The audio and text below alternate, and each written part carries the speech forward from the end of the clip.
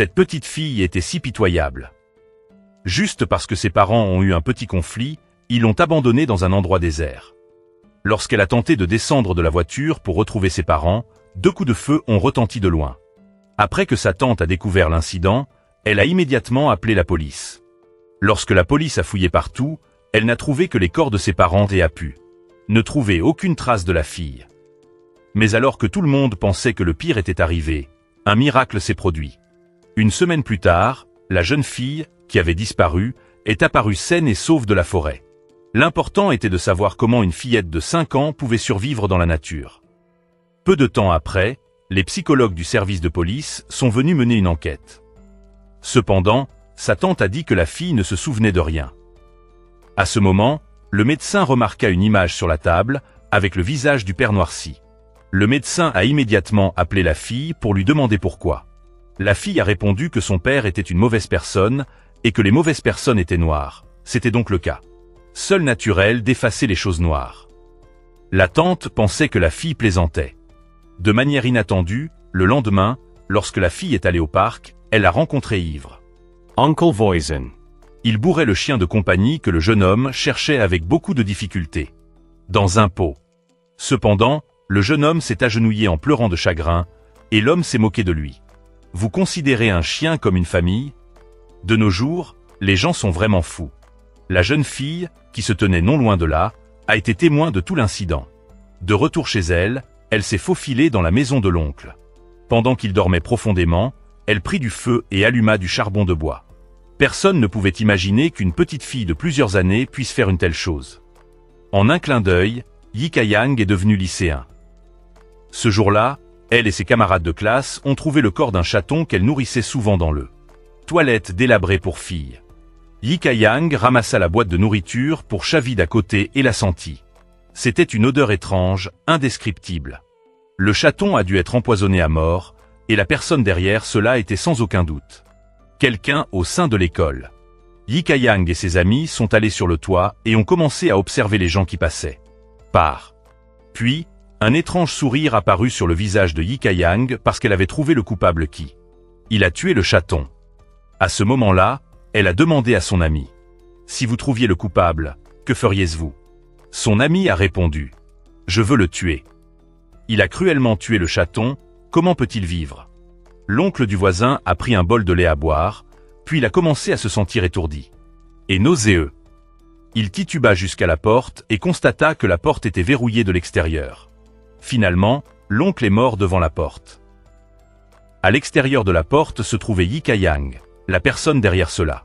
Pendant que l'oncle était sorti, elle s'est faufilée dans sa chambre, est allée directement au réfrigérateur et a versé de l'antigel dans la brique de lait. Pour éviter que l'oncle ne remarque quelque chose d'inhabituel, elle n'a pas oublié de secouer le carton. Putes.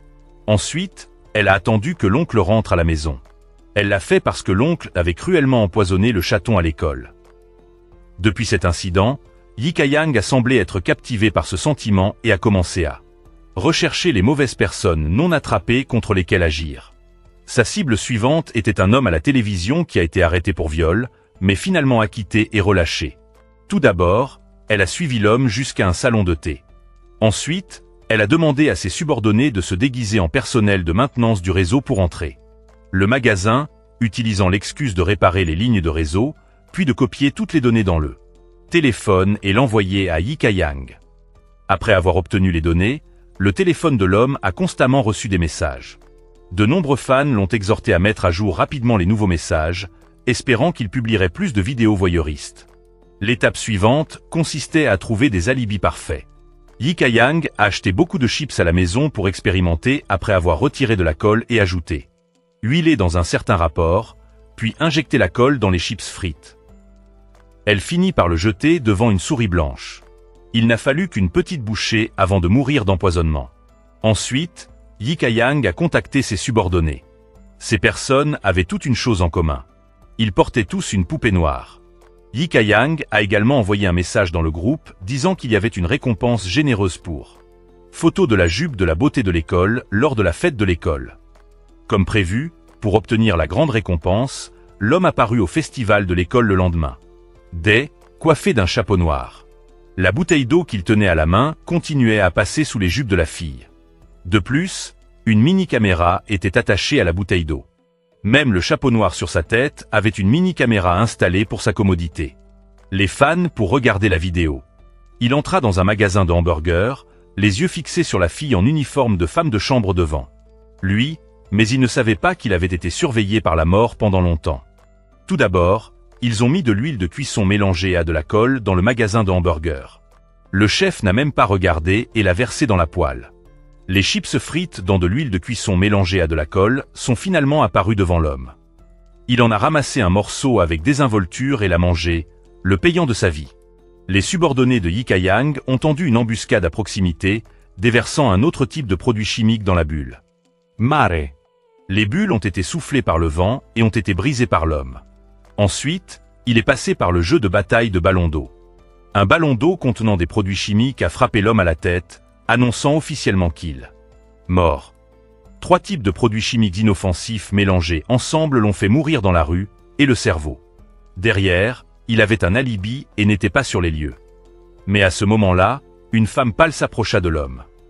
Elle supplia. « Supprime la vidéo de moi. » Mais l'homme devant elle ne bougea pas. La femme a sorti un couteau qu'elle avait préparé à l'avance et l'a poignardé directement dans le poitrine. À ce moment, la femme, perdant la raison, réalisa qu'elle était devenue une meurtrière devant tant de gens. Elle a été immédiatement arrêtée par la police. En regardant l'expression de la fille alors qu'elle était emmenée, Yi Ka-yang se sentit un peu inconfortable. L'homme a clairement été tué par elle. Alors, le lendemain, elle a piraté les écrans du centre commercial et a posté tout le processus de la mort de l'homme. Parce que Yi Ka-yang voulait que tout le monde sache que le vrai tueur était quelqu'un d'autre. Mais à ce moment-là, une femme enveloppée dans une couette dans la foule a remarqué les tactiques de meurtre de Yi Ka-yang. Cet homme venait de se connecter à un site de prostitution en ligne à son domicile lorsque la police. J'ai sonné à la porte. Il n'avait pas peur du tout. Il a ramassé une ventouse de toilette pour les bloquer et les empêcher d'entrer. À ce moment-là, Ku Ka-yong-jae a découvert une poupée dans sa maison. Elle s'est précipitée pour prendre la poupée, même si elle a finalement été chassée de la maison par l'homme. Il ne pouvait pas ouvrir son ordinateur, mais il savait qu'il devait être lié au tueur. Après le départ de Ku Ka-yong-jae, l'homme a ouvert la fenêtre, les a pris en photo avec son appareil photo et l'a envoyé à Yi Ka-yang. Cela rendait Yi Ka-yang très étrange. Pourquoi cette femme, qui n'était pas un détective de police de la compagnie d'assurance, a-t-elle suivi cela? Par curiosité, Yi Ka-yang a ouvert le placard de sa tante et a trouvé une carte d'identité de compagnie d'assurance. Dedans, elle s'est déguisée en femme de ménage et s'est facilement fondue dans la compagnie d'assurance. Yi Ka-yang s'est faufilé dans le bureau de Ka-yong-jae et a vu des preuves détaillées du meurtre de l'homme. Intrigue écrite sur un tableau blanc. Yi Ka-yang a installé un appareil d'écoute qu'elle avait préparé à l'avance sur l'ampoule. De manière inattendue, l'assistant de Ku Ka-yong-jae est soudainement retourné au bureau. Il s'est avéré qu'il était là pour arroser les plantes de Ku Ka-yong-jae. Juste au moment où il était sur le point de partir, il remarqua une poubelle à l'extérieur du bureau de Ku Ka-yong-jae. Il a donc poussé la poubelle jusqu'à la zone de collecte des ordures sur le parking. Alors qu'il se retournait pour partir, Yi Ka-yang sortit de la poubelle et passa calmement devant lui. L'odeur du parfum émanant de Yi Ka-yang l'envoûtait. Mais après mûre réflexion, une femme de ménage ne pouvait pas avoir de parfum sur elle. Alors, il l'a immédiatement poursuivi. Yi Ka-yang a senti que quelque chose n'allait pas et s'est rapidement enfuie.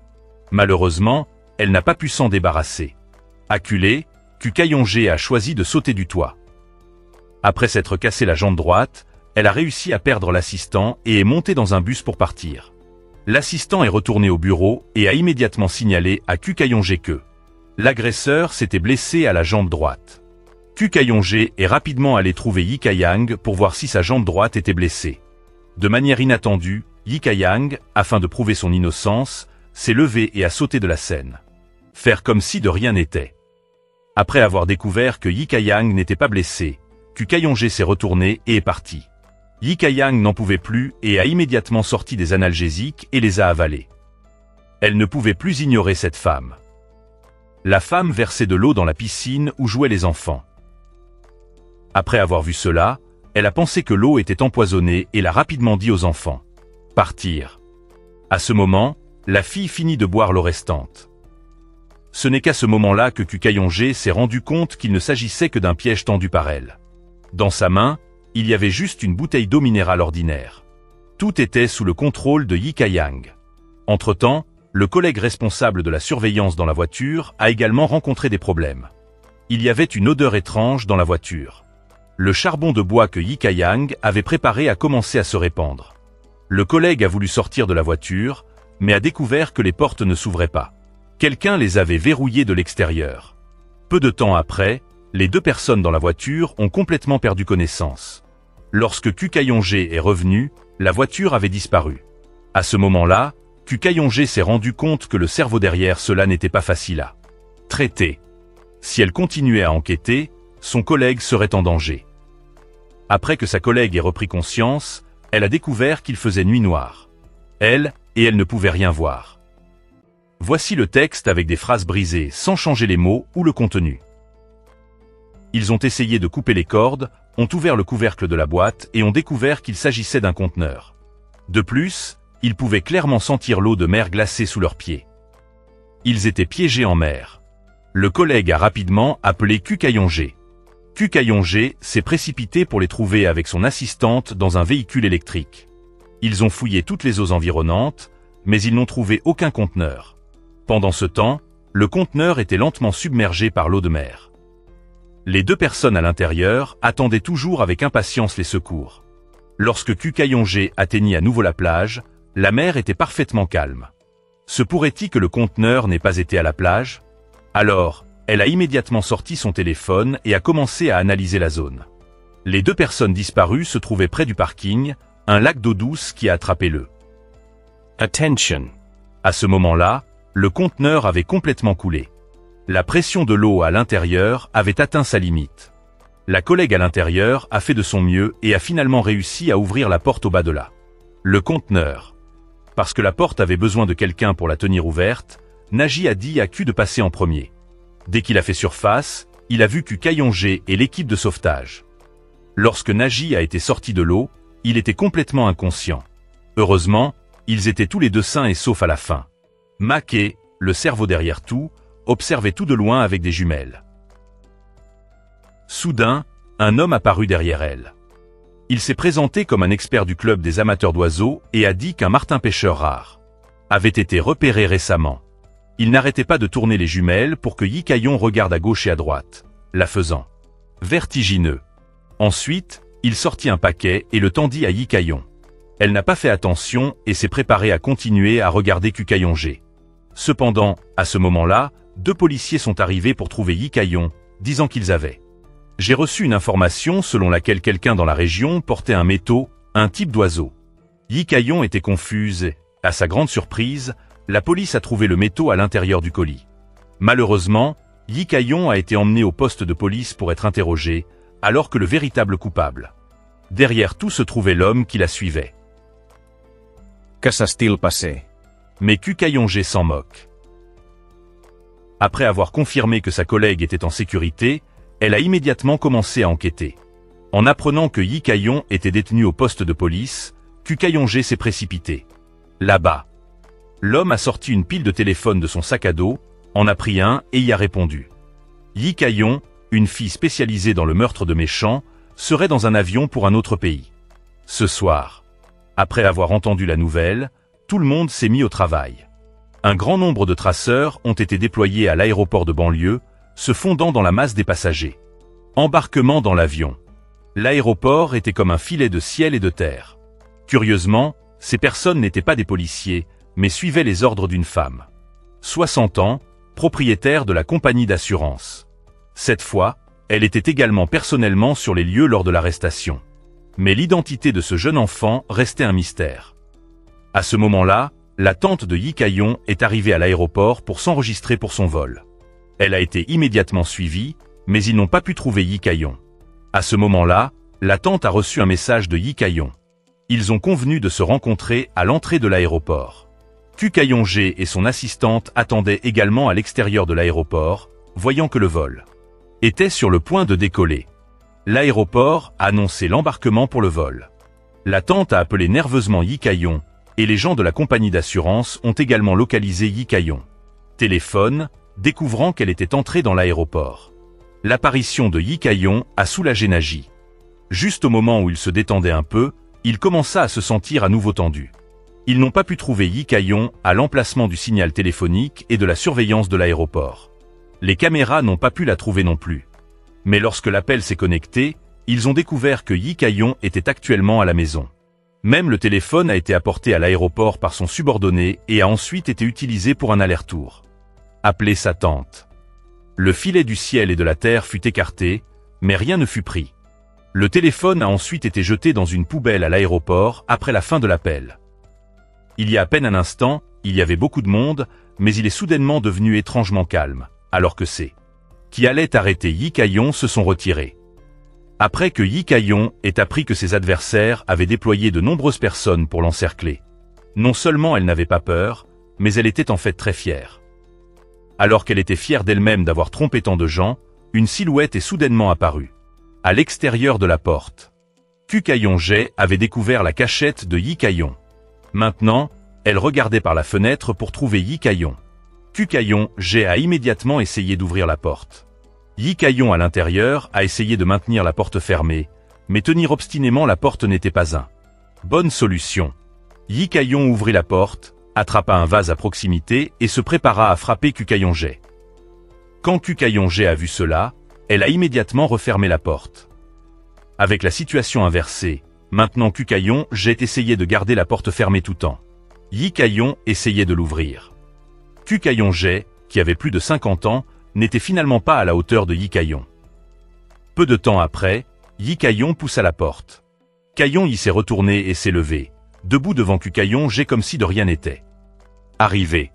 Que se passerait-il lorsqu'une tueuse tordue d'une vingtaine d'années affronterait une femme détective?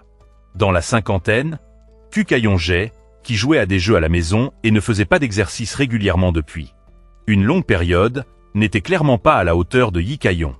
Yi Kayon a visé directement le visage de Kukayon-jae et l'a frappé à plusieurs reprises, atterrissant finalement.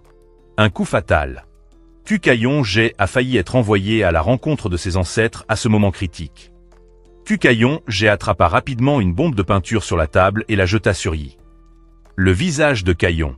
Lorsque Yi Kayon a repris ses esprits, elle a découvert qu'elle était menottée à Kukayon-jae. Puis Kukayon-jae a avalé la clé. Pensant que Yi Kayon serait obéissant, Kukayon-jae a été surpris quand Yi Kayon. Il l'entraîna vers la table voisine, prit un long couteau et se prépara à frapper. À ce moment-là, un filet de pêche s'est soudainement envolé, les piégeant tous les deux. Il s'est avéré que c'était l'assistant muet de Kukayon-jae, quand. Très rapidement, Yi Kayon a utilisé le couteau pour couper le filet. Voyant cela, l'assistant s'est mis à courir. Kukayon-jae a également été projeté contre le mur par Yi Kayon, qui a ensuite enlevé son épingle à cheveux, pour déverrouiller les menottes et s'enfuir. Dès qu'elle a couru dehors, elle a heurté une voiture de police de patrouille envoyée par l'assistant muet. Came. Être muet avait ses inconvénients. Yi Kayon n'eut qu'à dire quelques mots pour envoyer la patrouille de police. Quand ils ont réalisé ce qui s'était passé, Yi Kayon s'était déjà échappé sur une planche de surf. Ils l'ont rapidement poursuivi dans un bateau, mais Yi Kayon a sauté à l'eau de manière inattendue.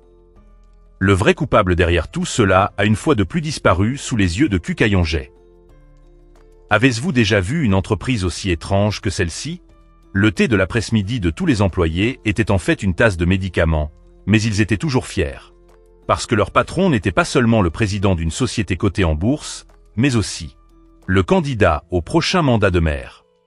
Mais un employé ne supportait pas l'intimidation de tous les autres employés de l'entreprise. Et a décidé de partir. Kaodam, l'homme salué comme un gentleman vertueux par tout le monde, a rendu Kukayon-jae suspicieux. Pour trouver la cible des meurtres de Kayon-jae, elle et Neji se sont rendus à la compagnie de Kaodam pour une visite. Kukayon-jae a sorti une bouteille de jus de fruits bon marché de son sac et la lui a offerte. Kaodam a dit qu'il aimait boire ce genre de jus, mais après avoir ouvert la bouteille, il ne l'a pas fait. Prenez une seule gorgée. Alors qu'il discutait de l'affaire avec Neji, il posa la bouteille de jus sur la table. Cette action a été remarquée par Kukayon-jae, et lorsqu'elle a posé des questions sur le cas de voyeurisme. Kaodam souriait toujours, mais chaque phrase qu'il prononçait semblait changer de sujet. Après que les deux aient quitté le bureau de Kaodam, aux yeux de Kukayonji, Kaodam n'était pas un juste gentleman, mais un hypocrite. Tout comme Kukayonji l'avait dit, lorsque Kaodam était seul dans la pièce, il révéla sa ruse. Et la nature tordue. À ce moment, Kukayonji, qui venait de sortir de la pièce, se tenait à l'ascenseur. Et j'ai compté 5 secondes avant de faire demi-tour et de retourner au bureau de Kaodam. Par coïncidence, elle a rencontré Kaodam, qui venait de finir de se mettre en colère, et Kukayonji a immédiatement fait semblant d'oublier quelque chose. À ce moment-là, elle remarqua un reste de sous-vêtements de yin tient sur son pantalon et conclut que cet homme était une bête à 2 visages. La prochaine cible de Yi Kayon était le barrage de Kao. Maintenant, l'équipe d'enquête était confrontée à un problème complexe. Quelqu'un comme Kaodam méritait de mourir de 1000 morts. Si Yi Kayon avait vraiment l'intention de tuer Kaodam, Kukayonji devrait-il intervenir ou non? À ce moment-là, parce que sa maison avait été bouclée par la police, elle devait vivre une vie vagabonde. Chaque jour, elle ne pouvait vivre que sous un pont. Même dans des circonstances aussi difficiles, elle était déterminée à planifier ses actions. Un tueur fou qui assassine des personnes méchantes devrait-il être puni par la loi?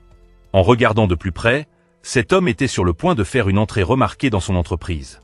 4 gros camions servaient de garde du corps à côté de lui. Dès qu'il est entré dans l'entreprise, des dizaines de personnes en costume noir l'ont salué. Parce qu'il n'était pas seulement le président d'une société cotée en bourse, mais aussi un avenir. Candidat à la mairie. Mais même ainsi, il ne pouvait pas échapper à la punition de Yi Kayon. En un clin d'œil, un paquet est apparu devant la porte de la compagnie Kaodam.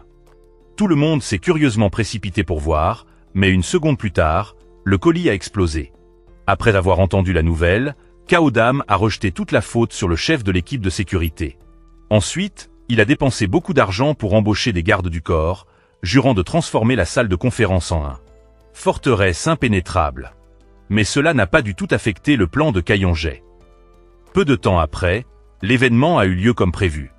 À ce moment-là, l'équipe d'enquête de Kukayonji surveillait également la scène. Naji était chargé de commander. Kukayonji et son assistant se sont déguisés en serveurs et ont infiltré le événement avec les gardes du corps.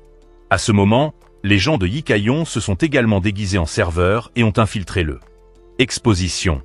Il a poussé un chariot de nourriture avec une bombe attachée dans le hall d'exposition, puis a appuyé sur le bouton.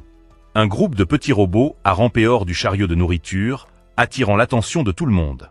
Et de les rapprocher. À ce moment, Yi Kayon a vu à travers son appareil photo que s'il vous plaît fournir la chose spécifique. Yi Kayon Sao était également là. À ce moment, Yi Kayon ne pouvait plus rester calme. Alors elle lui a immédiatement ordonné. Les subordonnés à tirer s'il vous plaît fournir la chose spécifique que Yi Kayon a ordonné de sortir. Mais non seulement sa tante ne coopérait pas, mais elle demandait aussi où était Yi Kayon. Kukayonji remarqua le comportement inhabituel de sa tante et ses subordonnés, indifférents à. Pour la sécurité de sa tante, elle a choisi de s'enfuir seule. Elle a senti que quelque chose n'allait pas et a sauté de la machine. De manière inattendue, une seconde plus tard, l'engin derrière elle explosa. Le hall d'exposition est instantanément devenu chaotique. Kaodam entra par la sortie secrète qu'il avait préparée à l'avance. Yi Kayon, voyant cette scène à travers elle, veuillait fournir le type d'appareil utilisé par Yi Kayon. Pour voir la scène, il s'est immédiatement lancé à sa poursuite. Craignant que sa tante ne soit en danger, Yi Kayon a appelé sa tante et s'est rapidement précipité vers le hall d'exposition. Mais alors que Yi Kayon traversait la rue en courant, une voiture l'a percuté. En entendant le bruit des freins sur le téléphone, sa tante s'est immédiatement enfuie, mais de manière inattendue, tombée dans le piège que Yi Kayon avait tendu.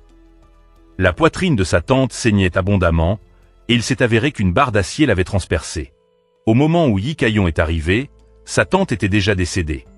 À ce moment-là, tout est devenu insignifiant pour Yi Kayon. Même la cible de l'assassinat, Ji, avait été emportée par Naji.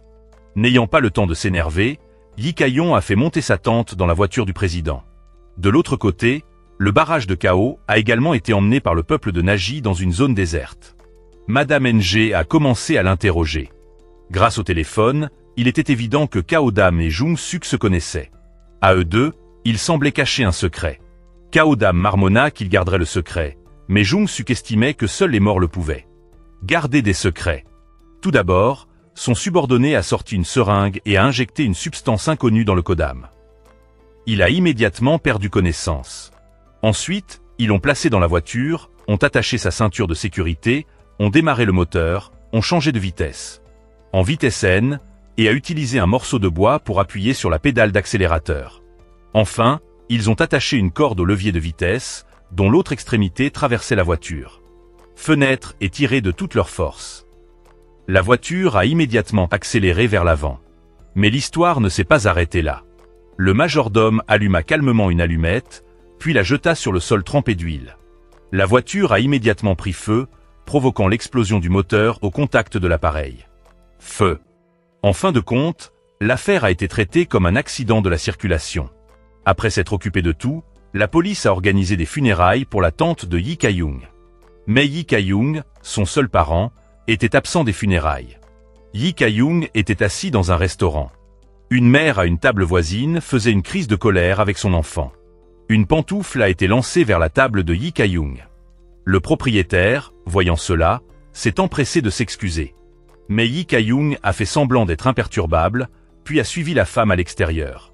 Ensuite, elle a traîné la femme sur le toit, a fourré la pantoufle dans sa bouche et s'est préparée pour la repousser. La femme, utilisant toutes ses forces, poussa Yi Ka-young, puis saisit l'occasion de s'enfuir. De manière inattendue, Yi Ka-young balança son bras, faisant tomber la femme du toit et envoyant sa chute.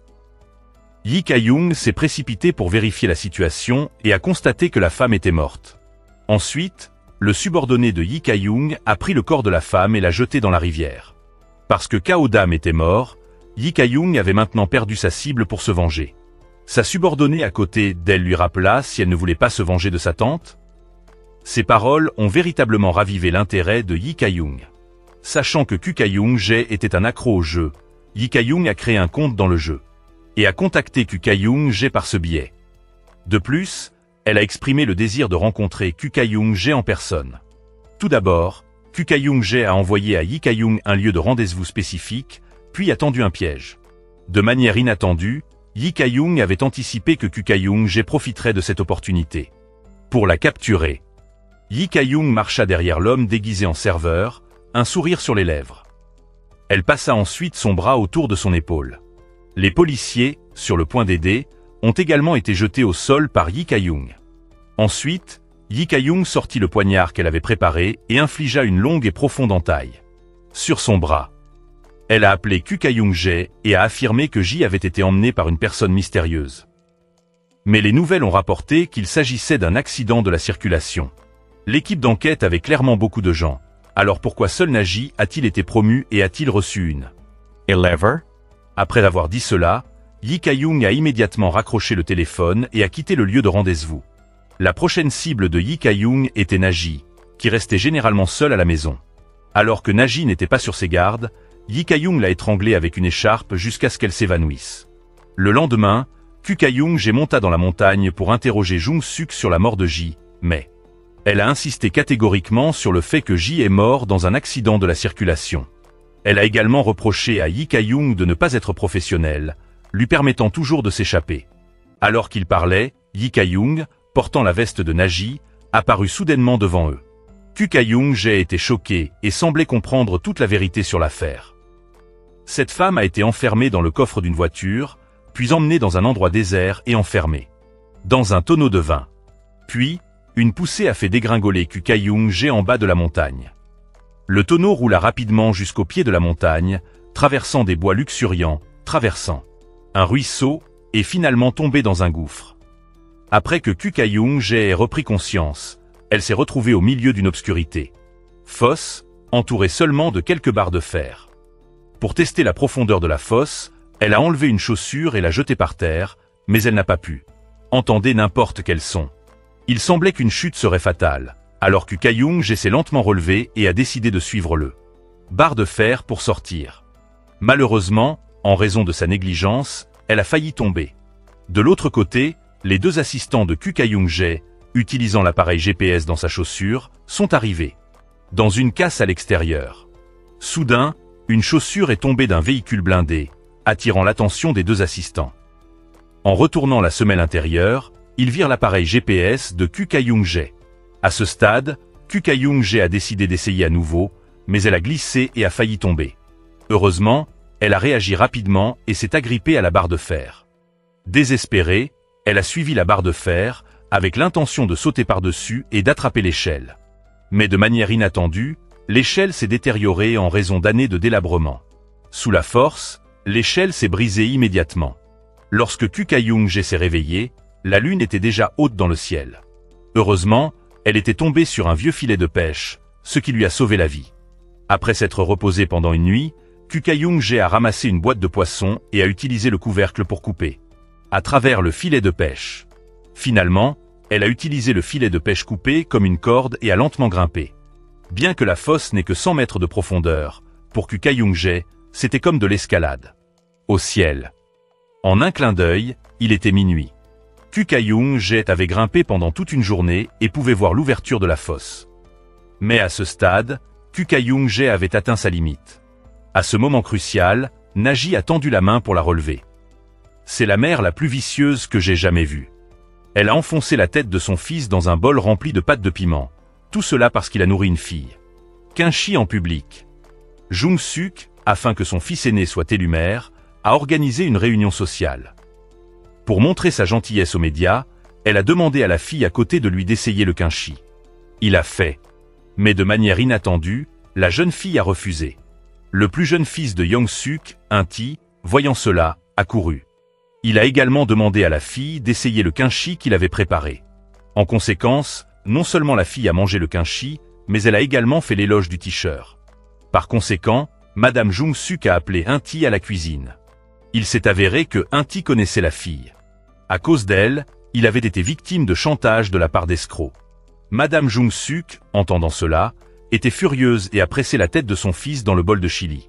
Après la fin de l'événement, Madame Jung-suk a appelé Yi-kang. Elle voulait que Yi-kang l'aide à faire face aux escrocs qui avaient fait chanter son fils. Yi-kang a dit qu'elle ne tuait que de mauvaises personnes. Madame Jung-suk n'arrêtait pas de lui parler des choses odieuses que les escrocs avaient faites. Dans l'ascenseur, un homme était au téléphone. Il était inconscient que Yi-kang se cachait derrière une pile de ballons. Yi-kang a lâché un ballon pour couvrir la caméra. Les ballons restants ont explosé les uns après les autres. Les ballons contenaient du gaz toxique, qui s'est immédiatement répandu dans tout l'ascenseur. L'homme a voulu appuyer sur le bouton d'alarme de l'ascenseur, mais a été électrocuté de manière inattendue. Et est mort. Bientôt, l'homme s'est effondré. C'était le meurtre le plus facile de Yi-kang, car Madame Jung-suk était responsable de l'élimination de le corps. La cible suivante, KH, a commencé à soupçonner les motivations de Madame Jung-suk. Regardez Yi-kang. Pouvez-vous voir l'homme qui se cache là-dedans? Il s'est déguisé juste pour écouter les autres bavarder. Après l'avoir écouté, il est immédiatement rentré chez lui pour écrire un article. Soudain, une corde passa tranquillement autour de son cou. L'homme a été pendu. Yi-kang, utilisant le toit, entra dans la maison de l'homme. Sa prochaine cible d'assassinat était ce journaliste. Juste au moment où elle a vu le rapport informatique de l'homme, Yi-kang a réalisé qu'il n'était pas aussi méchant que madame. A déclaré Jung-suk. Alors pourquoi voulait-elle tuer cet homme? Yi-kang a menacé le journaliste et a trouvé une carte mémoire dans sa maison. Le contenu de la carte mémoire a été obtenu par le secret de Tom. Yi-kang a mis le journaliste dans une boîte en carton, l'a expédié à son subordonné par courrier. Service. De manière inattendue, l'équipe de Ko Kyung-jae était actuellement chez lui et a attrapé le journaliste. La carte mémoire a été réparée par son subordonné. Incident sur le yacht. De plus, le nombre de personnes sur le yacht était inférieur au nombre réel. Quelqu'un dans la vidéo avait été délibérément effacé, empêchant la personne de trouver le coupable de la vengeance. Le journaliste a également révélé la source de la carte mémoire, qui a été récupérée peu de temps auparavant. L'accident. À ce stade, Yi-kang pensait toujours qu'elle s'était bien déguisée et personne ne l'avait découvert. Mais le majordome remarqua quelque chose d'inhabituel. Il s'est rendu compte qu'avant l'explosion de la rédaction, quelqu'un avait expédié un gros carton box hors du bureau. Il y avait certainement quelque chose qui n'allait pas avec cette boîte. Après être retourné au manoir, le majordome a confronté Yi-kang. Il croyait que Yi-kang n'avait pas encore tué le journaliste dans le bureau de la rédaction. Il a donc ordonné à d'autres d'injecter un sédatif à Yikang, puis l'a emmené dans une pièce secrète, avec l'intention de la torturer pour obtenir des aveux. Après que Yikang se soit réveillée, elle a vu l'homme avec une hache. Sa bouche se courba en un rictus.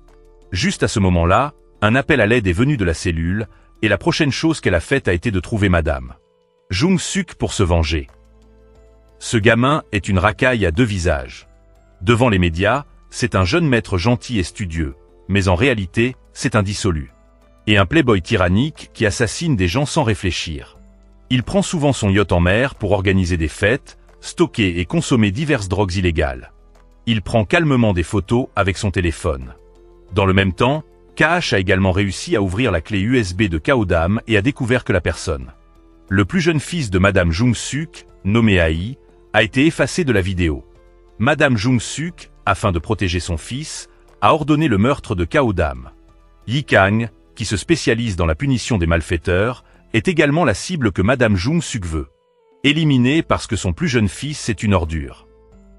De l'autre côté, Yikang est arrivé à l'extérieur du temple, car son prochain assassinat target est le plus jeune fils de Madame Jung-suk. Madame Jung-suk justifie également les crimes de son fils. Soudain, un homme lui éclabousse le visage de l'acide. La scène devient immédiatement chaotique. Naji enlève immédiatement son manteau pour couvrir l'objectif de l'appareil photo. Madame Jung-suk est immédiatement emmenée à l'hôpital. Ko Ka-young rend également visite à Madame Jung-suk, mais elle n'a aucune idée qu'elle a été transformée. Dans cette apparence. Tout cela grâce à Ko Ka-young. Elle a envoyé la vidéo du yacht à tous les journalistes célèbres dans les rédactions. Du point de vue de Ko Ka-young, si tout le monde sait ce que Madame Jung-suk a fait, Yikang n'osera pas sous-estimer son adversaire. De l'autre côté, Yikang trouva l'assistant de Ko Ka-young. Bien qu'il ait suivi et étudié Yikang pendant longtemps, il l'admirait aussi. Manière de punir les malfaiteurs. Alors il lui a donné l'USB de Goton. Après avoir appris les crimes de un, qui a immédiatement appelé ses subordonnés. Ils ont commencé à attribuer des tâches. Toute personne apparaissant dans la vidéo en tant que malfaiteur recevrait une poupée noire en même temps. Alors que les gens de Yikang se retiraient de la scène, ils sont tombés sur Ko Ka-young. Yikang ne sait toujours pas que son peuple a été capturé. Elle a toujours l'intention de s'occuper de Yinti. Yikang a envoyé à Yinti un message texte de Seung-ti. Si mon frère meurt, non seulement ma mère et moi serons heureux, mais le monde sera surpris. Aussi, Yinti a entendu cela et a dit à Yikang qu'il était prêt à payer 1 milliard de wons pour Yikang pour s'occuper de sa mère et de son frère. Ensuite, Yinti a tenu une conférence de presse avec l'intention d'exposer les crimes de son frère à tous les journalistes. De manière inattendue, Yikang a fait infiltrer son peuple lors de la conférence de presse. Mais quand Yinti a parlé, il a provoqué une agitation directe, le faisant être submergé par la foule. À ce moment, le majordome, qui avait l'intention de fuir vers un pays étranger, rencontra également problème et soudainement tombé en panne sur la route. KH apparut soudain derrière lui tira une balle mortelle dans la tête et prit l'arme de sa poche. Puis, il a ouvert la porte de la voiture. Madame Jung-suk ressemble maintenant à un agneau prêt à être abattu à tout moment. Yikang est prêt à jouer à un jeu passionnant avec elle. Si elle perd, elle meurt.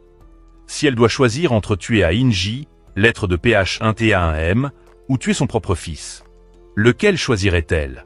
À ce stade, Madame Jung-suk ne sait pas que 20 suspects ont été rassemblés par Yikang. Parmi eux se trouve son fils aîné. Seung-ti voit soudain 2 petits jouets électriques sur le sol, l'un représentant Ain T et un représentant Taanji, l'être de PH1T1M. Elle doit faire un choix dans les 60 secondes. Mais ce qui a surpris Yikang, c'est que Madame Jung-suk a épargné la vie des 20 suspects. Cela choqua Yikang. Elle ne s'attendait pas à ce qu'une vieille femme comme elle soit capable de cela. Mais ce n'est pas fini. Yikang a pria dans le T1B1, elle ne pouvait donc pas revenir sur sa parole. Elle ramassa à nouveau les 2 jouets électriques, l'un représentant Ain-ti, l'autre représentant Elamim. De manière inattendue, elle a choisi de manière décisive sa propre vie. Ses actions ont laissé Yikang confus. Ce n'était pas le style de Madame Jung-suk. Alors, Yikang retira le bandage de son visage. Au moment où le bandage a été retiré, Madame Jung-suk s'est transformée en Kukang-jae. Découvrant que son plan avait été déjoué, Yi Kang ne pouvait pas croire que tous ses plans étaient à l'intérieur. Les prédictions de Qu Kang-jae. Elle a suivi la vidéo dans la main de Yi Kang, a envoyé son assistant dans un bâtiment abandonné. De plus, elle lui a dit de libérer tous les suspects. L'un des suspects a dit à l'assistant que le tizir chanté était toujours inconscient à l'intérieur du bâtiment. L'assistant, après avoir entendu cela, a immédiatement couru à l'intérieur du bâtiment. Il a vu Yi Kang sur le point de faire exploser une bombe. Qu Kang-jae a rapidement trouvé un sujet de discussion pour gagner du temps, demandant à Yi Kang de donner elle la télécommande. Finalement, Qu Kang-jae a effectivement appuyé sur le bouton. Tout le bâtiment a explosé. Naji a immédiatement couru à l'intérieur et a commencé à chercher. Heureusement, elle a trouvé l'assistant et le t-shirt chanté dans le réfrigérateur. De l'autre côté, les gens de Madame Jung-suk avaient encerclé tout l'opéra, pointant du doigt arme directement à Yi Kang. Même Madame Jung-suk elle-même est arrivée, avec un regard vengeur sur son visage. Elle leva son arme et tira sur le subordonné de Yi Kang, le faisant tomber au sol. Qu Kang-jae voulait vérifier la situation, mais elle a été abattue par Madame Jung-suk, s'arrêtant. Il semble que Madame Jung-suk ait l'intention de tuer tout le monde. À ce moment, Yi Kang a pris un pistolet et a tiré sur l'autre partie, mais quand ils ont esquivant les balles, ils tirèrent leur subordonné qui se cachait derrière les rideaux. Mais le subordonné blessé a été abattu. Sa vie était en danger. Voyant qu'il n'avait pas d'issue de secours, Madame Jung-suk leur a conseillé de s'arrêter. Résister et rester immobile. Mais Qu Kang-jae a lancé une bombe de manière inattendue. Voyant cela, Yi Kang a immédiatement couru et a appuyé sur le bouton de détonation. Lorsque Qu Kang-jae s'est calmée, elle a fait fuir ses subordonnés. Qu Kang-jae s'est lancé à sa poursuite, les voyant tous les deux monter dans un train, alors elle les a suivis. Tous les trois étaient dans le même chariot, se préparant pour l'épreuve de force finale. À ce moment, Kh rit soudainement et demanda à Qu Kang-jae si elle savait que son subordonné. Il l'avait toujours suivi. Voyant que Qu Kang-jae ne réagissait pas, Yi Kang a ri, puis a expliqué la raison. Il s'avère que Hong-ji était un procureur célèbre l'année précédente. Mais un jour, l'élève de son mari a sauté dans la rivière. Alors que tout le monde n'avait aucune idée de ce qui s'était passé, une personne a pointé du doigt celui de son mari. Et a dit qu'il avait joué avec les sentiments de l'étudiant. À cette époque, même Qu Kang-jae y croyait. Elle se demandait ce qui était arrivé à son mari. Voyant que même la femme qu'il aimait profondément ne le croyait pas, l'homme ne pouvait finalement plus. Il a résisté à la pression et s'est suicidé.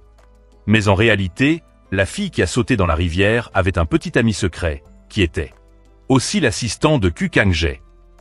Mais à ce moment-là, il avait peur et a choisi de faire semblant de ne rien savoir. La raison pour laquelle il a choisi d'être l'assistant de Qu Kang-jae était qu'il ne pouvait pas surmonter la barrière. Dans son cœur. Dès que Yi Kang eut fini de parler, Qu Kang-jae se précipita en avant et attrapa l'assistant.